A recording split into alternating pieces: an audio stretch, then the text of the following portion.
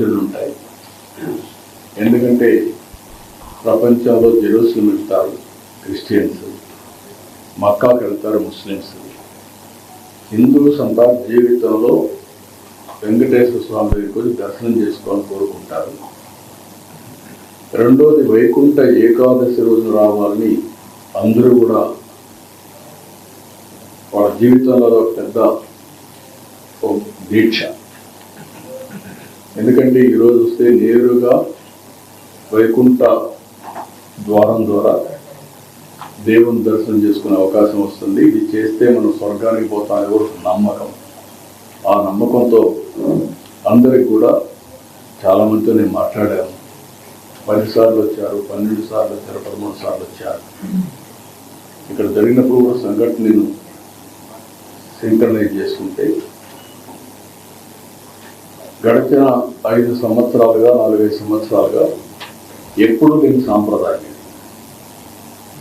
తిరుపతిలో తీసుకొచ్చి వెంకటేశ్వర స్వామి టికెట్లు ఇవ్వడం, అంటే టోకన్స్ ఇవ్వడం.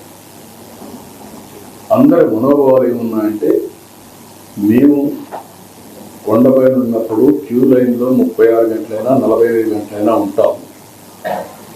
వెంకటేశ్వర స్వామిని తలుచుకుంటూ ఆయన లీలను గుర్తు చేసుకుంటూ అక్కడ ఉండే టీవీలు కూడా చూసుకొని మేము నైమికమయ్యి దేవుని సేవలో ఉంటాం, దేవుని సన్నిధిలో ఉంటాం.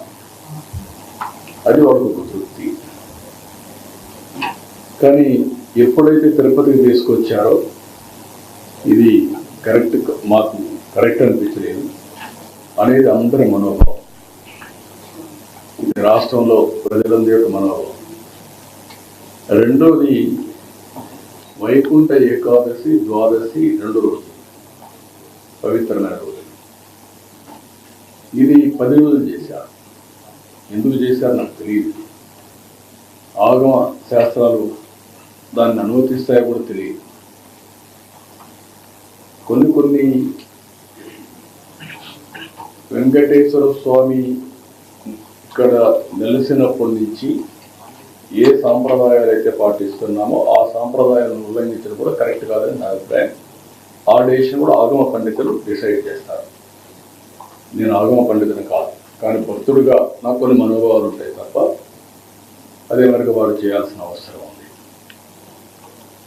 ఏదేమైనా జరిగిన సంఘటనల పట్ల నా విచారాన్ని, బాధని, ఆవేదనని, జరగరాని సంఘటన జరిగిన దానికి